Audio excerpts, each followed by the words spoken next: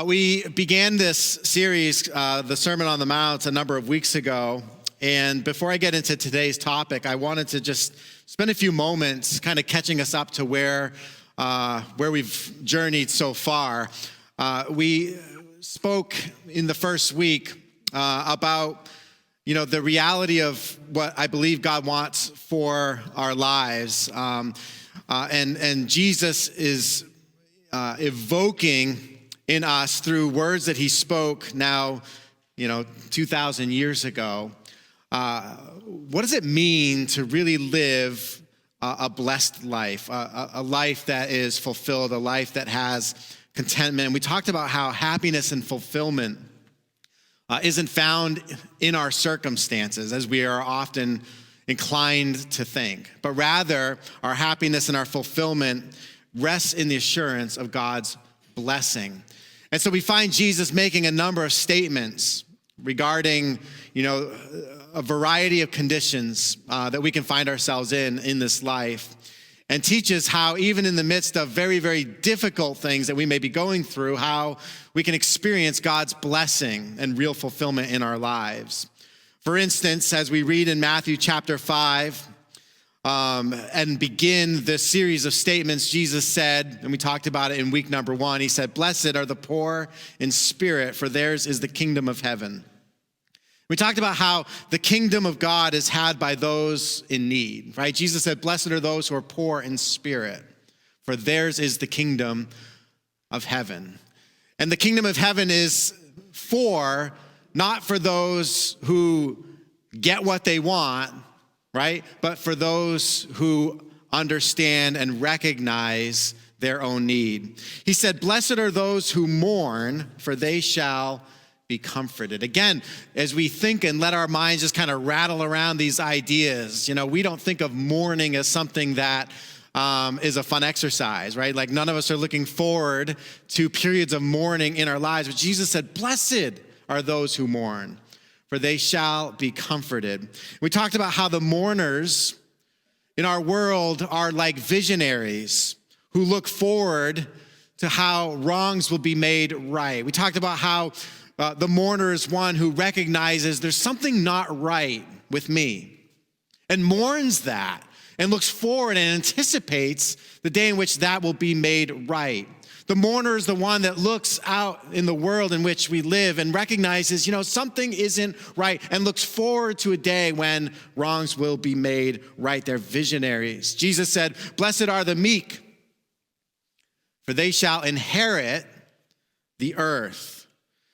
You might remember we talked about how, the world in which we live is often deemed a world that is had through conquest and through power and through opportunity, right? And it is the powerful that get their way. It is the powerful that assert their will. We see, some particular demonstration of that happening in, another part of our world today. But Jesus said, "Blessed are the meek, for they shall not win the earth, not overpower and conquer the earth, but they shall inherit the earth." And we talked about how we are prone to fight for what it is that we want. And I said we can fight for as far as our fight can take us, right? We can go after the win. We can try to assert ourselves at all costs, right? But that's exhausting. It's a really, really tiring way to win, to try to win at all costs. And so we can win as far as our fight can take us, or we can inherit what God has already prepared for us. "Blessed are the meek, for they shall inherit the earth." Then Jesus said, "Blessed are those who hunger and thirst for righteousness, for they shall be satisfied." Like, what does it really mean to find fulfillment, right? Jesus describes the state of being where a person is full, is satiated, is experiencing this feeling of, there's nothing else that I need or want, right? Because their deepest needs have been filled. And Jesus says that comes from one who hungers and thirsts for righteousness. He describes this intense desire from the heart to do what is right, and to see in our world that justice is done everywhere, right? There's this hunger, this thirst for righteousness for my own life, righteousness for the world around me. Last week, we talked about the merciful. Jesus said, blessed are the merciful, for they shall receive mercy. And mercy we defined as being an emotion that's followed by action. We looked at the story of the Good Samaritan, and the Good Samaritan is a story that teaches us how someone who isn't our neighbor, how that person becomes our neighbor. Today, Jesus says to us, blessed are the pure in heart, for they shall see God. Blessed are the pure in heart, for they shall see God. Let that just kind of sink in for a moment. On the side of the blessing, Jesus essentially assures us the opportunity to see God. What does that mean? Well, we'll get to that in a little bit. But that's the assurance. We shall see God. Who sees God? It is those who are pure in heart. I don't know about you, but when I read, blessed are the pure in heart, my first reaction to that is, uh-oh. Uh-oh. Oh, my heart. My heart, my heart, my heart.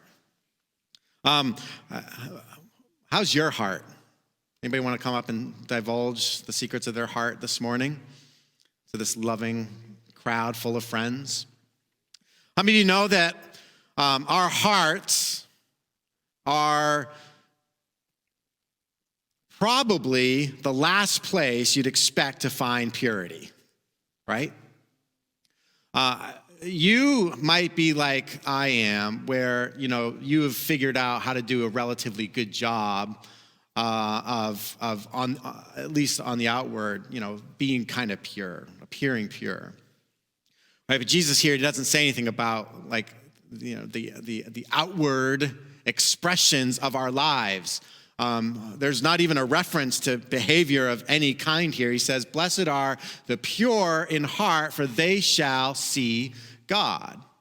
Not blessed are those who practice precisely the proper rotes of religion, who follow all the steps and who take all the classes and who do all the things, and then are ushered into the sanctuary in which they will behold and experience God's presence. Jesus doesn't say that. He says, blessed are the pure in heart. Blessed are those who, somewhere inside of us, there is found purity, for they shall see God.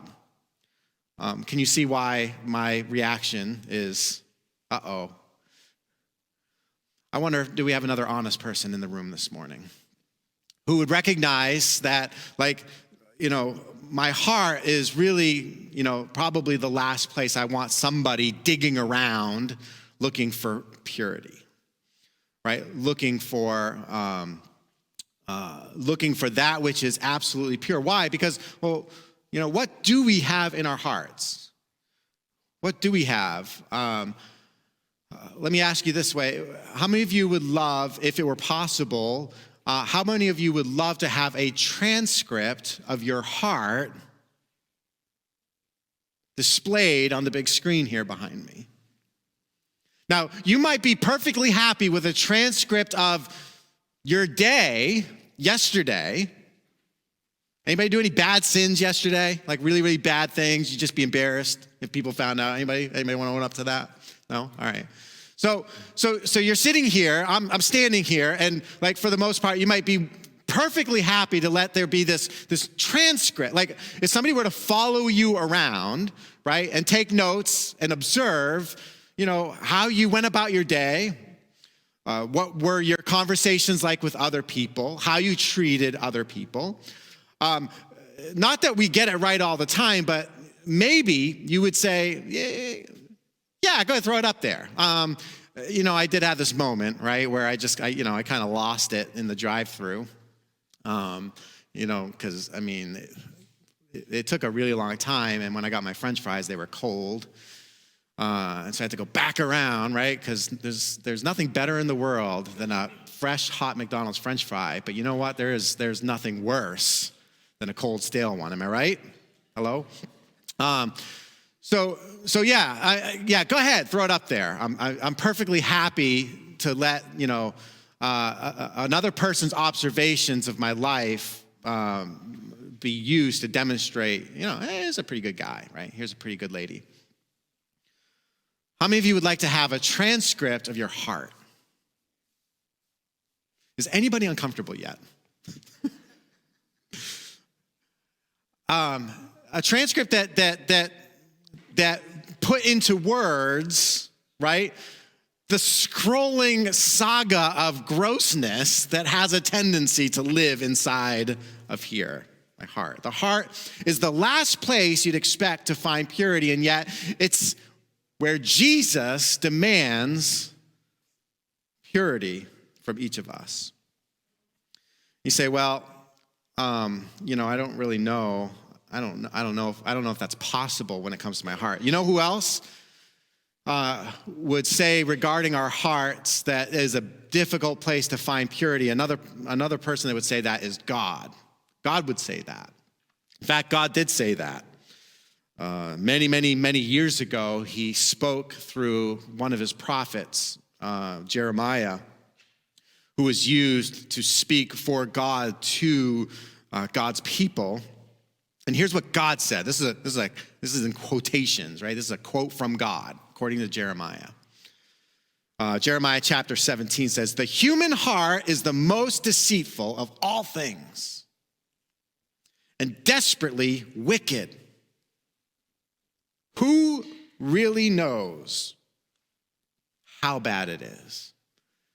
The heart is the human heart is the most deceitful of all things. Some of you thinking, I thought Fox News was the most deceitful of all things.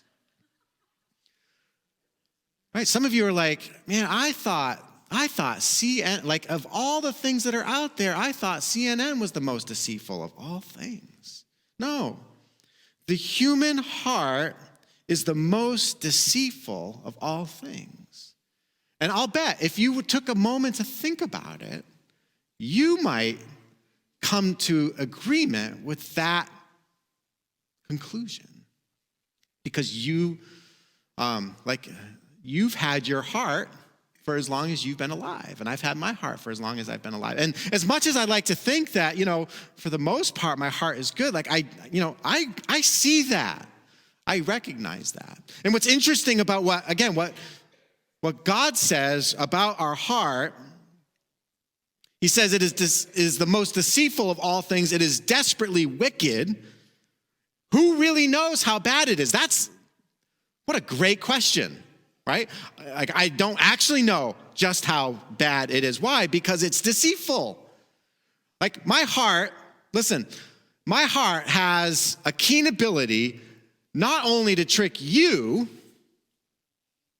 but my heart has a keen ability to trick me. How many of you have ever followed your heart, and then in following your heart, you ended up in a place where this isn't where I want to be? Well, what got you there? Well, your heart got you there. Well, how did my heart got you? Well, because my heart lied to me, right? We can't just live our whole lives by our heart, by our gut, whatever you want to call it. Why? Because we are amazing. We have this human superpower of being able to deceive not only other people, but even sometimes we deceive ourselves. Now, maybe you've never seen this in yourself, but you've seen it in other people, right? You've been in relationship with another person, right? And in conversations with that person, and in choices that person's making, you try talking to him or to her, and you just walk away oh my goodness, what? They're so deceived, right? Anybody ever experienced that? I know it's the other person, right? Yeah, you've seen it in other people. They are so deceived. What they're thinking right now is just so wrong. It's just so off base. It's so far from reality. What is their problem? What you're seeing is a person who's deceived himself. You're seeing a person who's deceived herself. I know you and I would never do that, right? I would never do that. You would never do that. But we've seen it in other people. Um, so the problem is we were all born with a defective heart, right? So the part of the worldview of the Christian, part of the worldview is that not that we are all inherently good, right? Like that we all start off and are always inclined to be good or to do good, and this warped world in which we live kind of messes that all up, right? And so in varying degrees, we maybe do more or less good and evil. The Christian worldview states that the heart is defective. Like we're born with this heart that has a birth defect. And this is why I can sometimes be my own worst enemy. Like I could go through life, with what feels like everybody's against me and everything's against me and all that. But the reality is a lot of times, like I'm my own worst enemy. Why? Because again, my heart is just, it's sick. It's screwed up. It was defective. And, there is a warranty replacement procedure, but,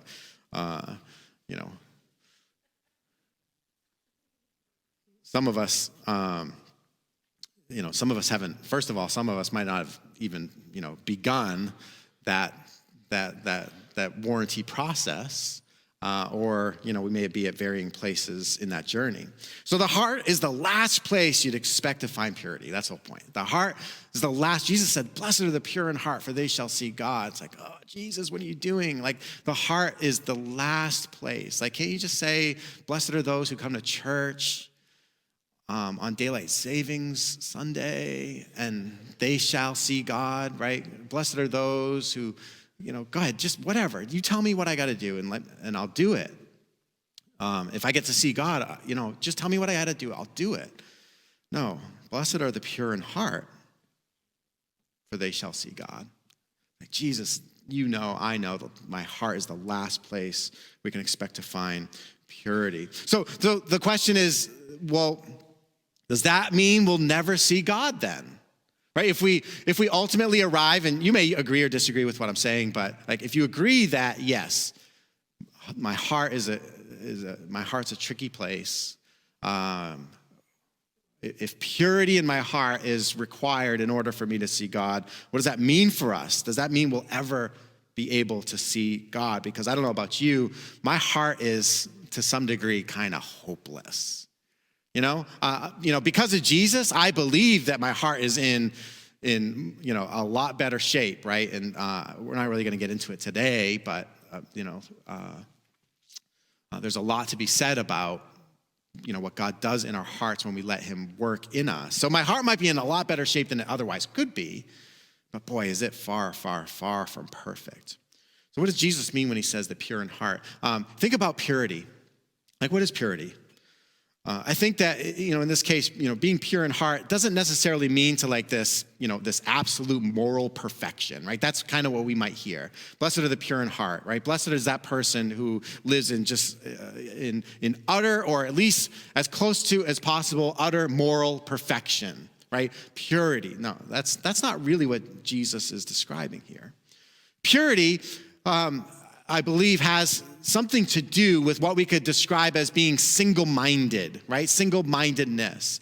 When you think of something that's pure, you're thinking of something that is pure, right? Like something that hasn't been contaminated with a whole bunch of other things. And so in regard to our lives and to our hearts, to live purely doesn't mean to live perfectly. It doesn't mean, that I am like morally above reproach, but it does refer to a kind of single-mindedness, or like the more pure our hearts are, the more probably we could be described as having freedom from like internal division within ourselves. Right? If we think of our hearts as being, in varying shades of purity, right? So the less pure that heart is, the more these contaminants are in there, right? And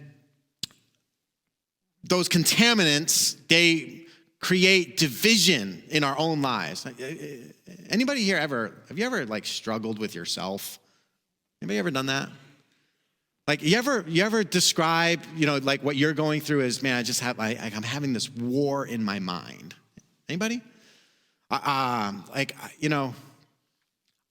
got all this stuff going on. I feel like there's this battle within. We can experience this thing called anxiety that is, we're affected by it because of like outside influences. But how many of you know that a lot of times anxiety, that just comes from within? That comes from this tension between, should I or should I not? I know I shouldn't, but I just can't stop. Do it, right? So we have these wars, these battles, these divisions in our lives. Those divisions are created by contaminants, right? It's just the symptom of the fact that there isn't absolute purity there. You could talk about like purity as something like gold, right? What is pure gold? I think that pure gold is what we would describe as 24 karat gold, right? 24 karat gold is at least 99.99% pure. But most of the gold that we have isn't always 24 karat gold. You might have a piece of jewelry that's made with 18 karat gold, for instance. And the reason for that is because for certain purposes, it makes sense to introduce contaminants, right? To make an alloy between that gold and some other metal in order to strengthen, because gold itself is not necessarily super strong. You might remember from your chemistry class, gold is malleable, right? You can hammer it into sheets and stuff. It's soft. And so we introduce contaminants into it to make it suitable for other purposes. And so you might want a piece of jewelry, a wedding ring, for instance. You might want a wedding ring that's made with 18 karat gold rather than 24 karat gold, because it might be less prone to warp and to get out of, to lose its shape. But if you had a bag of gold, what do you want? You want 24 karat gold, right? Right? Because you want pure gold, because that pure gold is actually more valuable than that gold that has become impure as far as gold is concerned. And so we could describe the opposite of being pure in heart. The opposite of that might be a heart that is mixed with some contaminant. Those contaminants could be things like other intentions.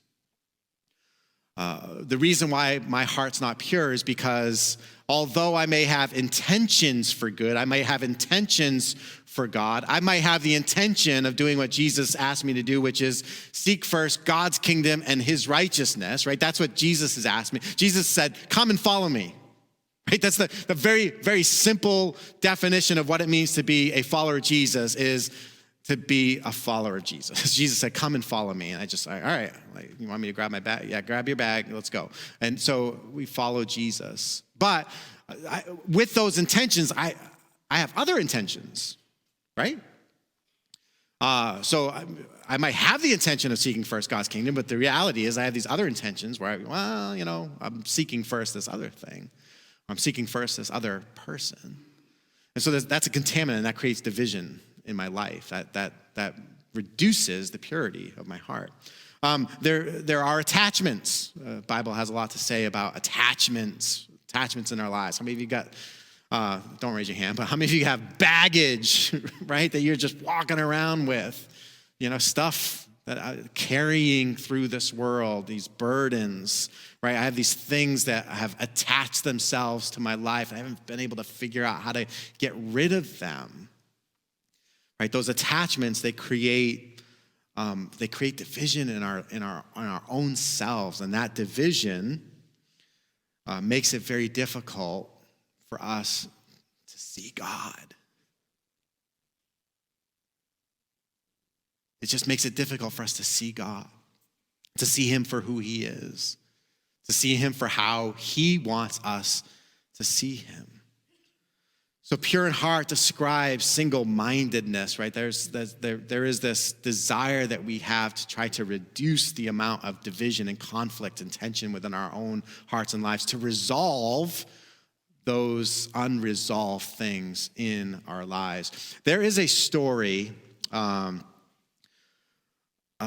This story happened in, let's say somewhere around 870 BC. So long before Jesus, there was this man named Elijah, and he was a prophet. And he lived during a period of time where there was a wicked king and queen that were ruling the nation of Israel.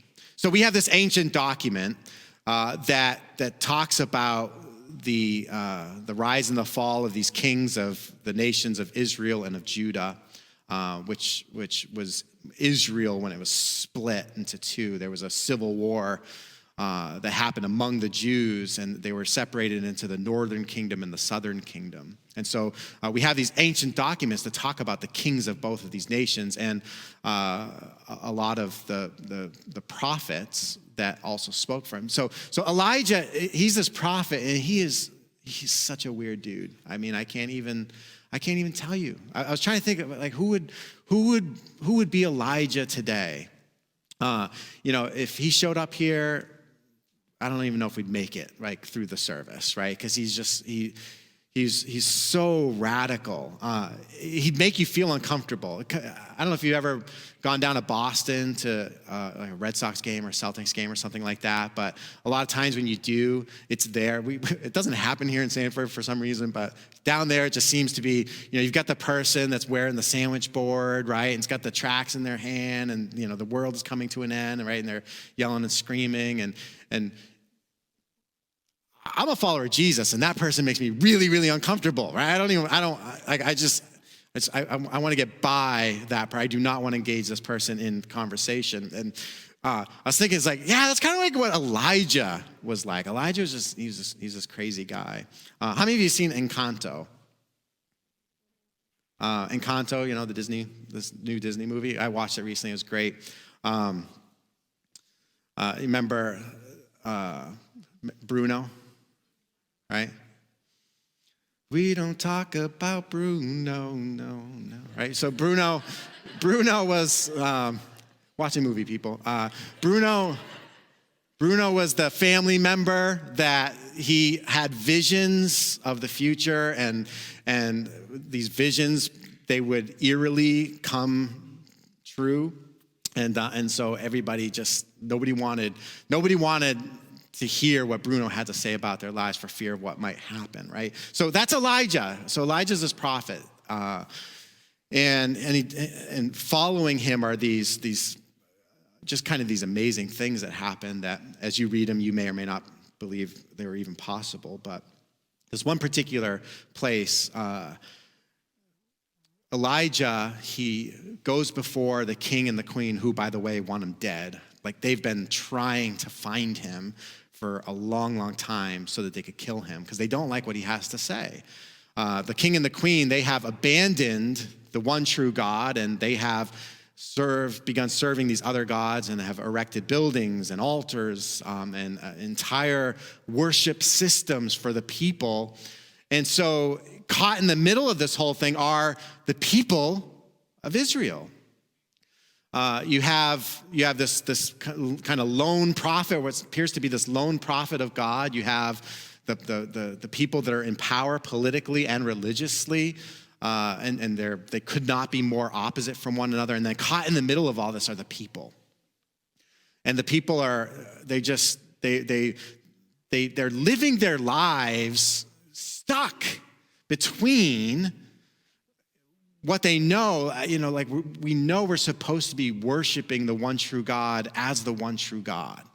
We're not supposed to be worshiping this other stuff, right? But there's this conflict, there's this division. They've been convinced to try to meld together two contrasting ideas. And so I just want to read one verse from the story. Again, Elijah, he goes before the king and he says, I want you to gather together all your prophets, right? And I want you to call the nation of Israel. Hey, everybody that's willing to come, we're going to go down to this place, and God is going to demonstrate his power. And so that's what happens. The prophets come, and just this multitude, this massive crowd of the people are there witnessing what's going on. And here's the challenge that Elijah presents to the people.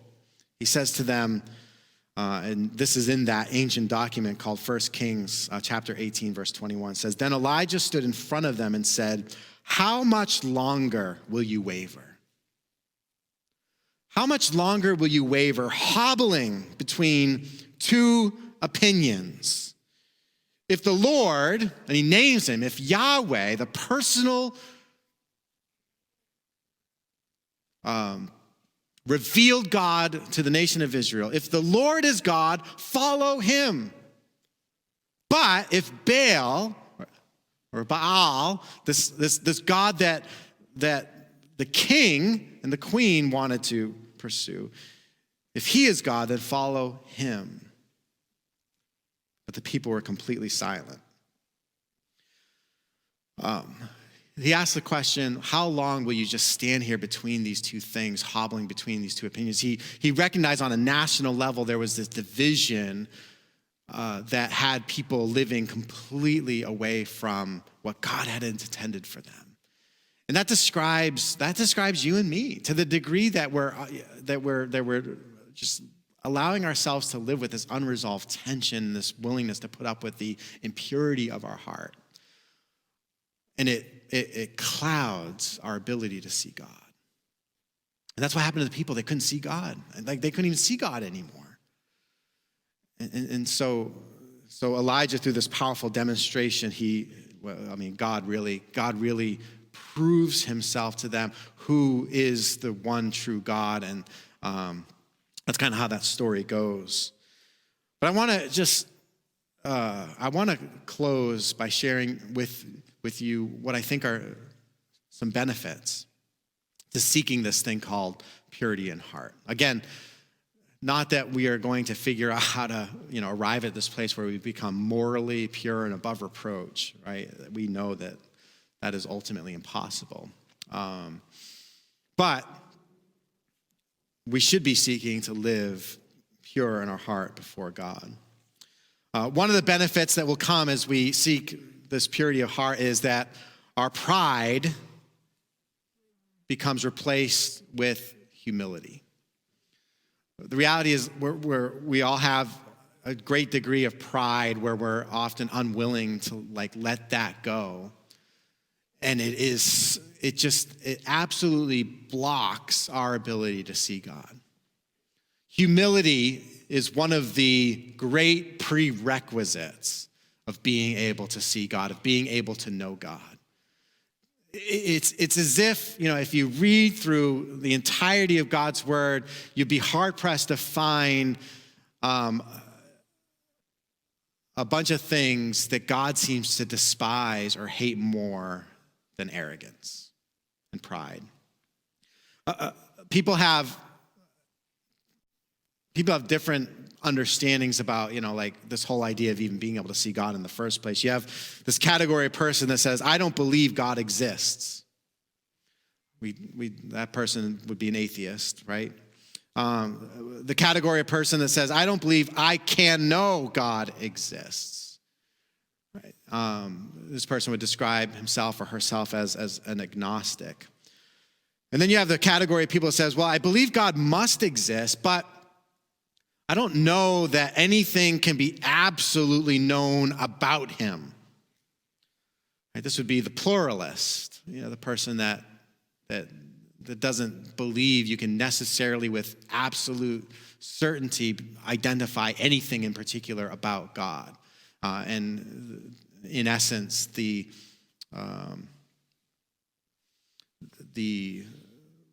whatever, you name some religion or philosophy or worldview, their perspective of God is essentially the same and just as valid as any other one, right? Because we can't know. And then there's this fourth category that says, "I believe God must exist, and I believe what he has revealed about himself."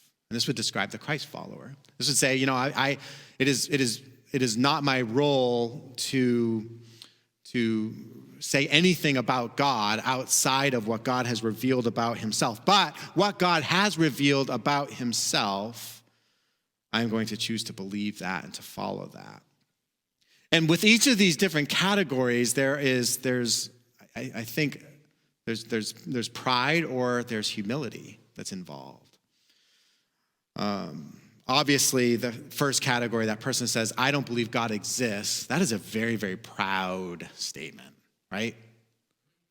Like to say, I know God doesn't exist.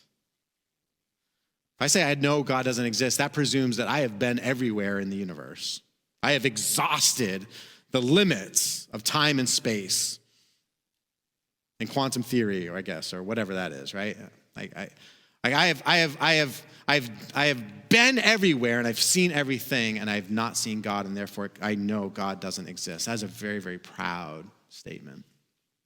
The second two categories sound on the surface, they sound very humble, right? The first one was, well, I don't believe I can know God exists. Right? That sounds very, very humble. But both that and the third category, if God has actually revealed himself to us, and I say to God, well, I don't know that I can believe you for that, that is actually arrogance. Like I could say, I don't know that Martin Luther King ever existed. I never saw him. I wasn't alive when he supposedly was alive. He said, yeah, come on, that's nonsense. I mean, he's written about in the history books. Like, okay, well, I mean, Jesus was written about in history too. Some people choose to believe that, some people don't. A lot of these things that we talk about are written down and passed on. So, but I wasn't there. I didn't see him. Oh, well, what about the effects of what he did, what he accomplished through his life? I mean, it's undeniable that he existed and, did these things that are talked about. It's like, well,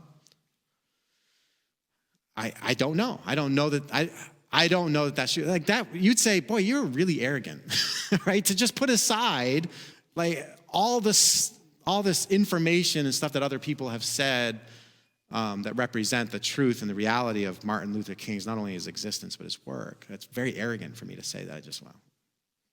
I'm not going to believe it. The person says, I believe God must exist, but I don't know that I can know anything absolutely about him. Again, it sounds very, very humble.